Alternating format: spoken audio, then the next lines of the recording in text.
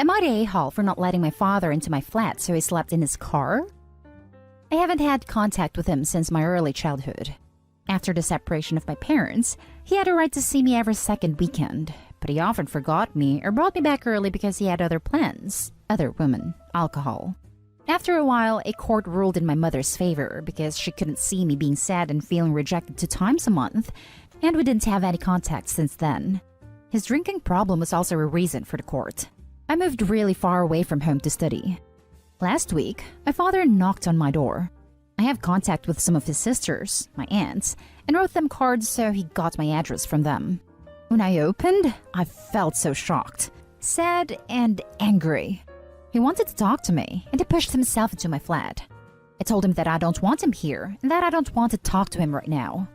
My boyfriend came from our living room, and he saw how stressed I felt. He told my father to leave our flat because he was not invited. I said to him that he should write me a letter if he has something to say, and I will read it. He said that he drove all the way to my flat, 7 hours from my hometown, and because of the pandemic, he can't stay at a hotel. I said that he should have thought about it before not expecting to sleep by me. I closed the door. He kept yelling and ringing, but I didn't answer or open the door. My aunts called me angrily 2 days after because he had to sleep in his car. They called me an a-hole for not allowing him in my flat and that I didn't talk to him. I'm not sure if I'm an a-hole. As a child, everything I ever wanted was a caring dad. But as an adult, I learned very painful to give that dream up and be happy without a father. It was too much seeing him without any warning. Now for the top comments. Not the a-hole. Him blowing up and hammering on your door is all I needed to know for that judgment. I would not want some aggressive bloke I don't know stay in my house, even if I did own some of his jeans. It's also ridiculous to drive 7 hours to see someone without calling/writing first, especially because of the COVID. Even if you are good friends with a person, it's common decency not to foist yourself on someone else. He needs to grow up. This, not a a-hole. He is literally a stranger. A strange man who is aggressive and pushed his way uninvited into your home. And you're supposed to let him sleep in it while you're sleeping and vulnerable? Hell no, you're not the a-hole. Not the a-hole. You don't owe him anything. He clearly knew you didn't want to see him, or he'd have given you warning he was coming. Exactly what I was thinking. If he really wanted to talk to you and mend things, he would have contacted you before appearing on your doorstep unannounced, Dopey. That basically tells me that he didn't have good intentions, and the way he reacted to you not allowing him in your flat just cements that. I don't know what he wanted, but I'm pretty sure he didn't have your best interest at heart. Not the a-hole. Not the a-hole. No one could just show up out of nowhere and expect to sleep in your place. Also, why didn't he contact you? Seems like he wanted something from you. I'm glad your boyfriend was there to help you and you stood strong. Good luck, and don't let people get to you and try to guilt trip you. There's COVID, I can't sleep in a hotel. Yet drives 7 hours cross country at the drop of a hat. He definitely had some ulterior motive. Next story. Am I the a-hole for not asking my dad to let my stepsister stay for a few nights? I, 15 female, have divorced parents. My mom is remarried and her husband has a daughter the same age as me, and we've been a step family since we were both 7, but we have also never been close. Not even a little.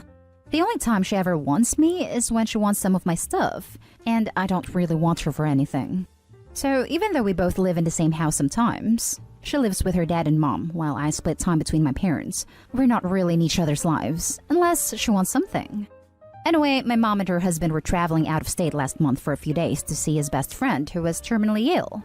They didn't want to take my stepsister with because she was getting some in-person tutoring as well as distance schooling, and so they wanted my dad to take her for the few days.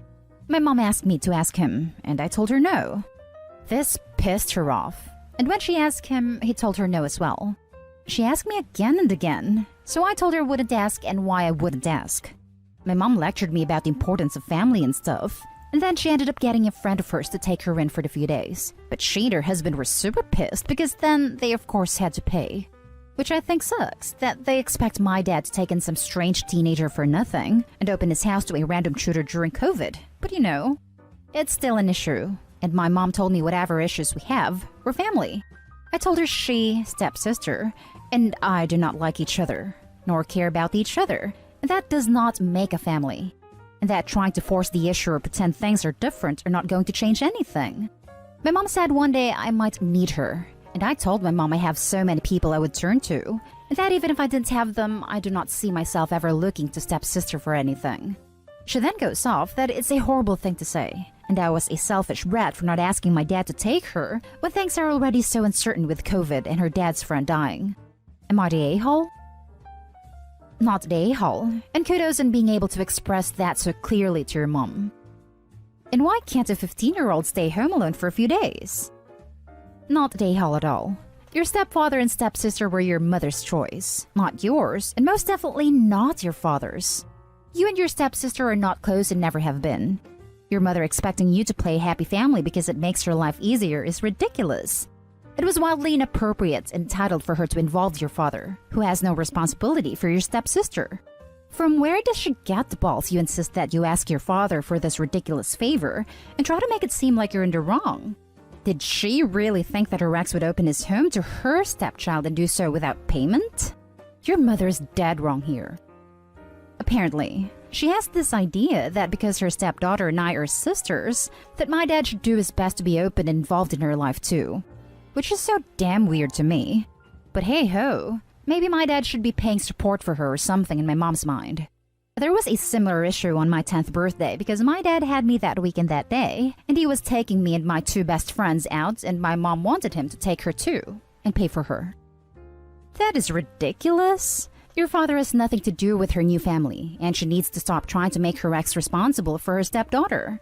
She also needs to stop putting you in the middle and stop trying to force a relationship between you and your stepsister. Good luck. Now for the next story.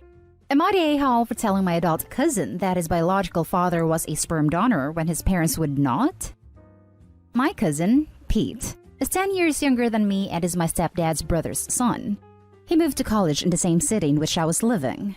Pete received a full scholarship to an Ivy League school and was the first in his immediate family to go to college, but he had liberal politics and studied evolutionary biology, which was threatening to the conservative evangelical Christians who raised him. He received no financial support from them and argued with them or didn't speak to them for months. At the end of his first year, Pete asked to stay with me and my husband during the summer while Pete worked. He stayed that summer, and the next two too. We became very close. At the start of his junior year, Pete needed more money and became a sperm donor. He called his parents asking for family medical history. He told them why he was asking. They were unhappy, but did not dissuade him. During the next year, Pete had bad fights with his father. Pete's father asked him for money. Pete's parents gave their own savings to the church. My stepdad thought that Pete's dad had diagnosed manic depression. His wife, Pete's mother, was passive and did not intervene in how her husband treated their son. I did not know Pete's parents well. Interactions I had with them were restrained because of his father's open judgments on others. Pete was increasingly distraught about his family. Connection with his father was always hard. He is intelligent, well-read, well-traveled, multilingual, and open-minded. His father is not. Pete told me that he was ready to stop talking with his father. At the end of the third summer when he lived with us, he came back upset from his annual short trip back home. His father was so mad about Pete's application to an evolutionary biology PhD program that he had thrown a Bible. In the year prior, my stepdad told me that Pete was donor conceived. Only a few in the family knew, and his parents didn't want him to know. My stepdad's brother had an irreversible vasectomy after an earlier marriage. His mom wanted a child, so they used a sperm donor, and Pete is his mom's only child. I told him, and he was elated. When he called his parents, they denied it before admitting it. His parents were very angry with me for telling him, but I believed that Pete should know true familial medical history. I also believed that this information might explain his emotional distance from his father in a way that could be healing. Pete was grateful that I told him, but his parents hate me for it. He found his daughter's family through genetic testing, and he has formed a close bond with his biological family. The shared interests and attitudes between Pete and his paternal biological family are much greater than those between Pete and the family of the man who raised him. Now for the comments. I say not the a-hole, especially in light of his parents' antagonistic attitude towards his education and the possibility of mental instability. A normal person would be concerned about the possibility of having a genetic mental illness and want to be aware of the possibility of inheriting it. You've given your cousin peace of mind regarding mental health/medical history, and he has a right to know, in my opinion. The relationship is not the reason Pete needs to know. Medical history is. Everyone has an absolute right to know their medical history as much as possible. Not a-hole. It wasn't exactly your place to tell him, but given the circumstances, I don't feel like it is appropriate to call you an a-hole. His parents are horrible, especially for not telling him his medical history, so I think you get a pass because of that. I also feel your justifications for their strained relationships don't really line up. The parents are just a-holes. Not a-hole. I'm donor conceived and was lied to about it. If you had continued to lie, you would have been a party to it. He would have found out eventually, by his blood tests, seeing an eye color chart, doing a DNA test for fun, etc. Not to mention the fact that so many people knew and were lying to him. Good for you for not being a party to that. I'm donor conceived too. It's so rare to find another one of us in the wild. Added to add, I've always known too. My mom was a single mother, so the who's my dad questions came very early for me. For the last story. Am I the a-hole for yelling at my husband, then leaving him at the clinic after his prank? Me, female 28, and my husband, male 34, have been married for a year.